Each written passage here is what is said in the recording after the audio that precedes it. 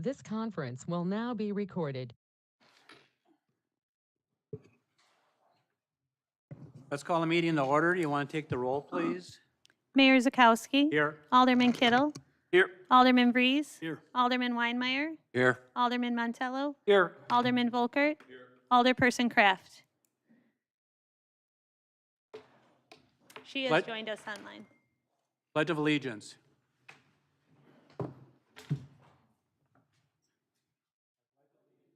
Flag of the United States of America, and to the republic for which it stands, one nation, under God, indivisible.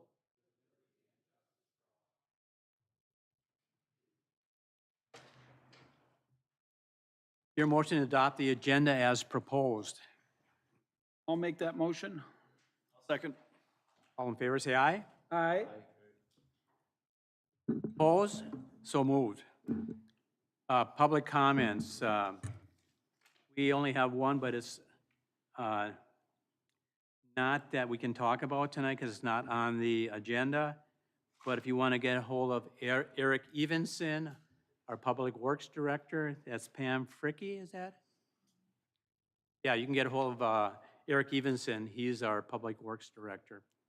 And Michelle can help you with that too if you need his phone number. If you want to give him a call, Michelle will give you that information. Consent agenda. Do you hear a motion to approve the consent agenda? I'll make that motion. I'll second it. All in favor, say aye. Aye. Opposed? So moved. Old business. Policy for filling vacancies in the offices of mayor and alderperson. Oh, Good evening, Mayor and City Council. This policy that's included in your packet was presented at our last work session meeting. This is really just putting in writing our process in the event that there is a vacancy in the office of the mayor or the city council member. And so it's been several years since we've had a vacancy. This actually mirrors very similarly to our process at that time. Really, it's now just formalizing it more in writing.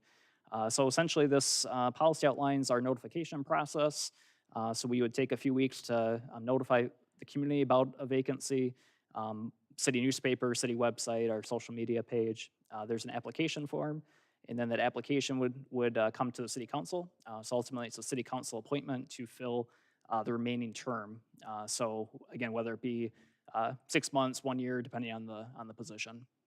So happy to answer any questions that you have, but there's been no changes or edits since the last time you saw this. questions for Noah? Not, do I have a motion to approve?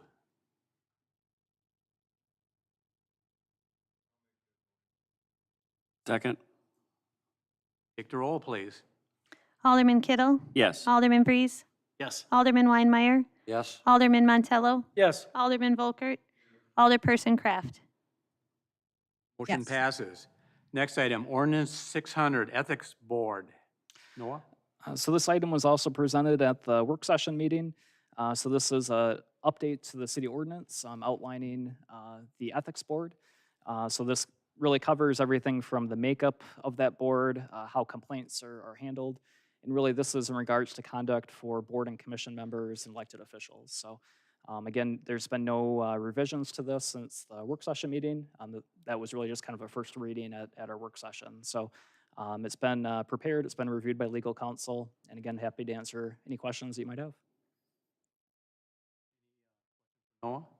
Mr. Mayor, I'm going to offer a motion that we approve this ordinance relative to the formation or reformation, I guess, of Ethics Commission.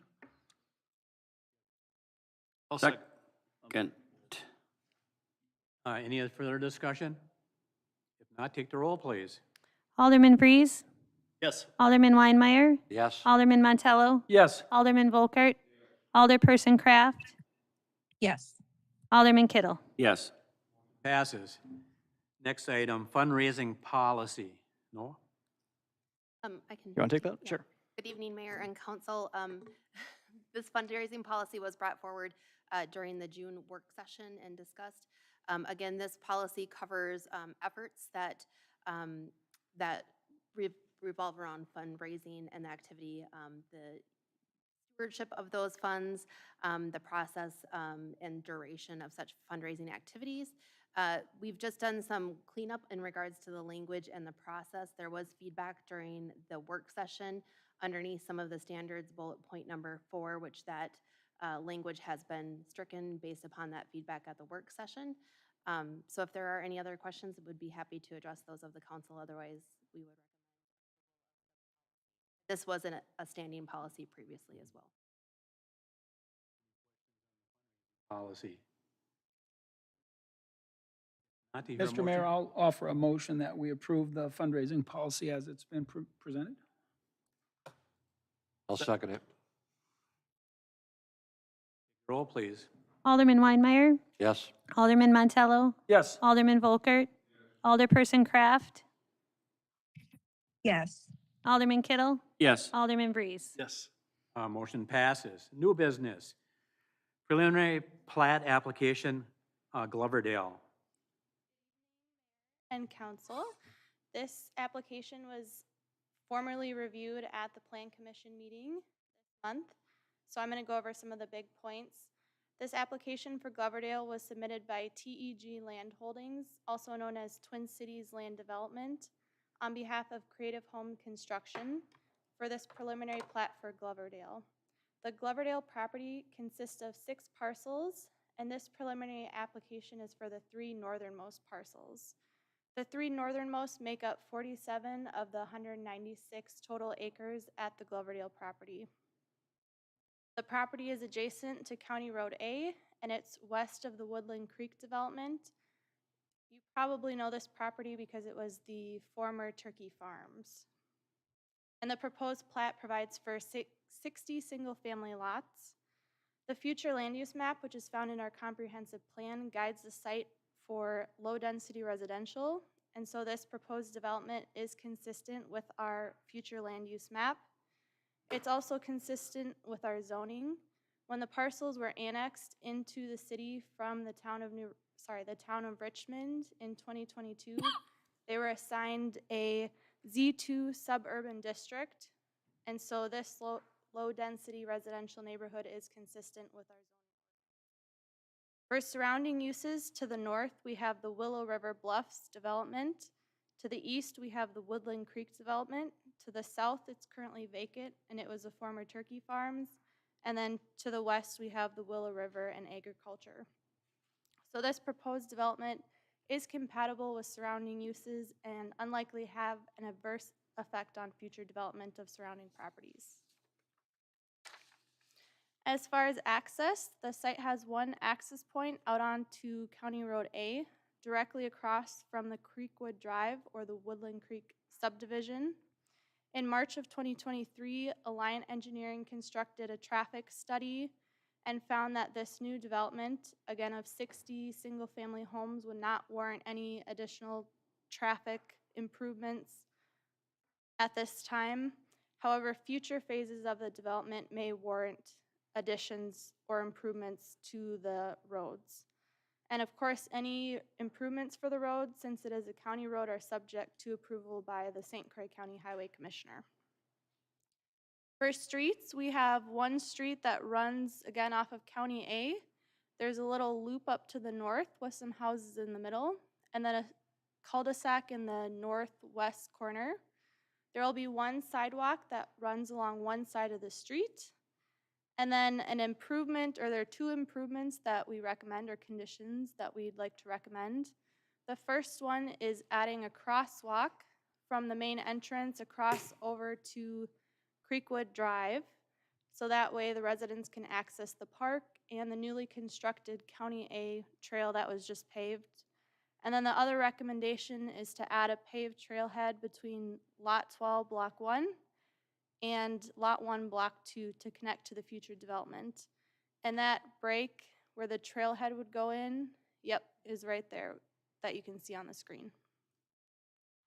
For park dedication, they are planning to dedicate Outlot A and Outlot B to the city.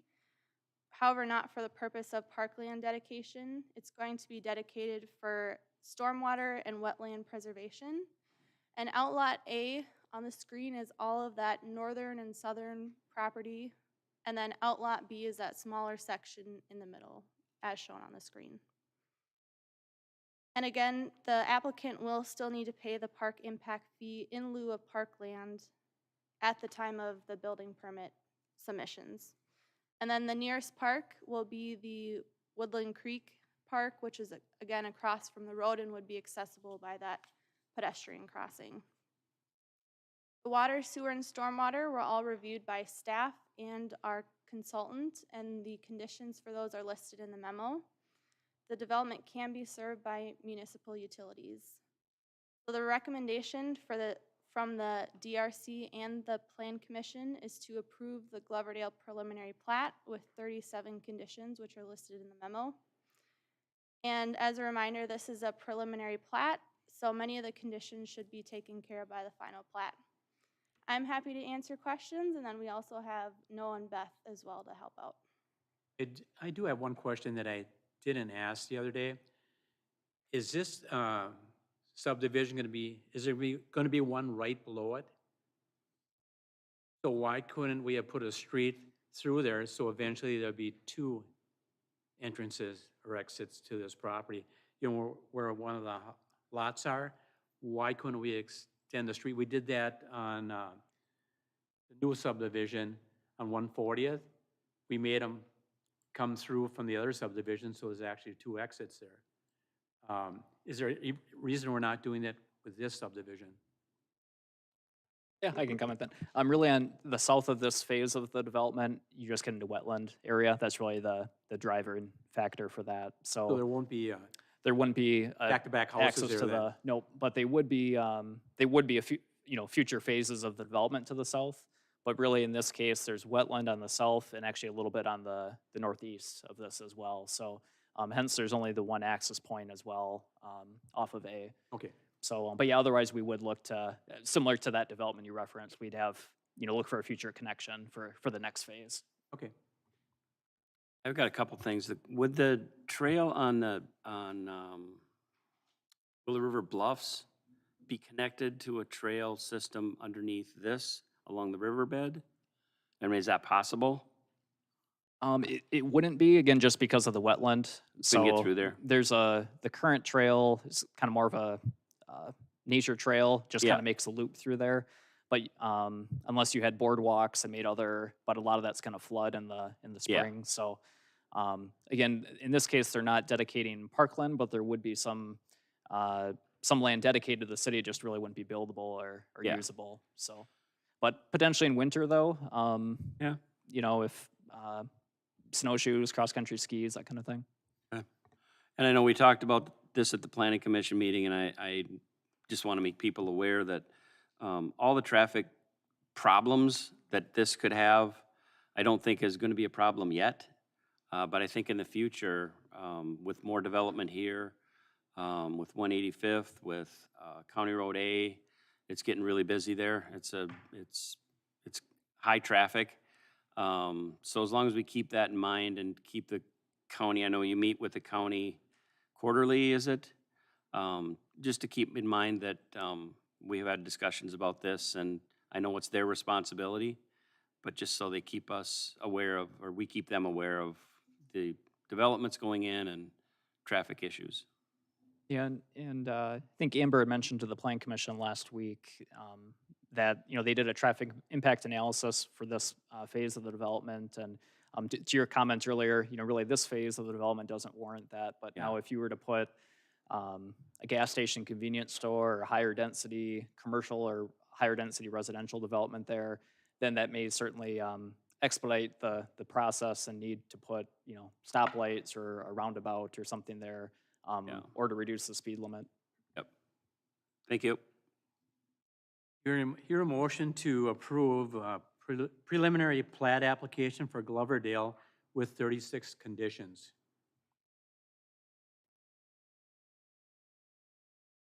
I'll make that motion. I'll second the motion. Other discussion? Not, take the roll, please. Alderman Montello, Yes. Alderman Volkert, Alderperson Kraft, Yes, but I want to clarify that there's 37 conditions. I think the motion said 36. There are 37. Yeah, my motion was 37. Alderman Kittle, He just said 36. It is 37. Yes. Alderman Breeze, Yes. Alderman Weinmeier. Yes. Motion passes. Sports Center bids for exterior repairs. Mayor and council. At the June regular session, we requested authorization to issue a request for proposals to address damage that was sustained at the sports center during the winter. That damage included the snow retention bars kind of being ripped off of the roof, as well as some damaged gutters and downspout. When we issued the RFP, we also issued 2 options as part of that. One that would include additional snow retention bars on the roof to help in heavier snow events, and then also some protection on a heat vent that's on the exterior of the building. Bids were due by June 28th at 4 o'clock. The RFP was posted in conjunction with city policy. Subsequent to that, we received 1 bid, which is included in your packet this evening, which resulted in a base bid of $18,180. An option for the snow retention bar at $5,964, and then an option for the heat vent protection at $2,800 for a total of $26,944. Staff does recommend approval of the base bid and does recommend option 1 and 2 to move forward with. The base bid, even though we've received only 1 bid, the insurance company also provided us an estimate based upon the damage and their evaluation of it, and it's in line with what that estimate is, so we feel that this is a fair and competitive bid. The insurance company is also authorized upon council approval to move forward with the bid and the necessary repairs. In regards to option 1 and 2, those are not covered underneath insurance recoveries, but we do have funds from other insurance recoveries that have been set aside for the specific use of building and repairs moving forward.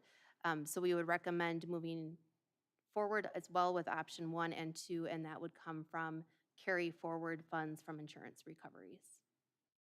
Mayor, I'm going to offer a motion that we approve the acceptance of the bid from BP Construction, the amount of $26,944. Second? Any further discussion or questions? Not, take the roll, please. Alderman Volkert, Alderperson Kraft, Yes. Alderman Kittle, Yes. Alderman Breeze, Yes. Alderman Weinmeier, Yes. Alderman Montello. Yes. Motion passes. MOU with New Richmond Youth Hockey Association. So earlier this year, the city council approved a request from the New Richmond Youth Hockey Association to acquire 7 acres of land in the business and technical park. And I think the council is familiar, but just for those in the audience or who may be watching remotely, this site would be west of Fitzgerald Lawn Care, so on the north side of West Richmond Way. And so kind of an interior piece there. And the request was approved in January of this year by the council. However, we really wanted to have a MOU that really memorializes what the terms of that property transaction would be. And so I just wanted to highlight a few things from the MOU itself. And really it comes into when is that property actually conveyed and what is the price of that. So the property would be conveyed to the Hockey Association for $1. So again, this would be a contribution to the project, really recognizing the benefit not only of hockey, but again, this was a multi-purpose community facility and the value that that can bring to the community. The property itself would continue to be owned by the city of New Richmond up until a few different criteria or conditions are met. And that would be that the Hockey Association has obtained all the local and state approvals necessary to construct the facility. They'd have to demonstrate to the city that all necessary funds have been raised for the construction and operation of the facility. And then we would have several additional agreements. So the actual purchase agreement, development agreement, so that would address, especially if there's any need to extend public utilities or infrastructure, and then the warranty deed itself. basically, the Hockey Association, based on the MOU, would have until July 1st of 2029 to actually commence construction of the project. So it doesn't mean that the building has to be completed or that they've moved in, but it means that they're moving dirt. Obviously, they've gotten a building permit. The project is underway. And the 2029 date is really, we came to just looking at the current lease for the current sports center, expires shortly thereafter. So that was the request from the Hockey Association. And really after that point, it's up to the city council to decide whether, if the project hasn't commenced by that date, it's up to the city council to decide if you wanted to give them additional time, if you wanted to market and sell the property for development. But gives them a significant amount of time to complete fundraising and make sure that they are able to move forward with the project. We don't want to tie up the land indefinitely where if for some reason the project doesn't materialize or come to fruition, 10 years from now, 20 years from now, you have a piece that you can't sell if you wanted to. So the MOU is included in the agenda packet. It's been reviewed by legal counsel. It has been shared with the Youth Hockey Association. They will have to share it with their board and have their board approve it as well. But with that, I'm happy to answer any questions you might have. So in the future, we will have a lease agreement with them down the road once this is built and separate from this MOU. And when does Yeah. that come in? Yeah, I know so- we've got more than a few other properties that people run for us for a, I don't want to call it a business, but that's kind of what it is. The golf course, the center, other things like that. The lease agreement is separate from this? It would be, yeah. So Okay. this agreement is really just in regards to the land itself. So any additional agreement in terms of ownership, or if the city of Richmond was going to make an additional financial contribution to the project, that would all be separate from this. This is really just addressing the land itself. Okay. But it's important to point out, and Craig, relative to your question about the golf course doesn't own that land. They lease it from the city. The Richmond Youth Hockey Association would own this piece of land. So it's different. This is their property, the way this is structured, whereas the golf course leases that from the city. Yeah, I guess that's true. Yeah. A little different. Yeah, so the city would continue to own it. We'd continue to lease it out for We'd own the building. soybeans, but the property would then be conveyed to the Hockey Association. Okay. If that plan were to change, that would have to be brought back to the council. Any other questions on the MOU? Is there a fee that we charge them for setting aside this land till 2029? That's not proposed as part of the agreement. So for the time being, we would continue to lease it out. We don't bring a ton of revenue for farmland, but at this point, there's not, as part of this proposed MOU, there's not otherwise a financial ask of the association. Okay. Mr. Mayor, I'm going to offer a motion that we approve this MOU with the Richmond Youth Hockey Association as it's been presented. I'll second. Any other discussion? Roll, please. Alderperson Kraft, Yes. Alderman Kittle, Yes? Alderman Vries, Yes. Alderman Weinmeier, Yes. Alderman Montello, Yes. Alderman Volkert. Motion passes. Communication and miscellaneous. I want to thank Mike for his service.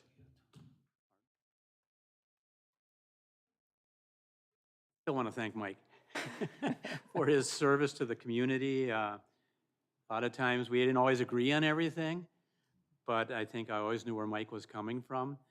And Mike was a great orator. He was unbelievable. But again, thank you for your past service to the community. Thank you, Mr. Mayor. It's been a privilege. Nothing else? Wait, Michelle, you must have something. Don't have anything. No, you always I mean, have something I don't know if for anyone us. noticed, but I do think it's Fun Fest weekend coming up, in There you case you missed. How about that? The Thursday.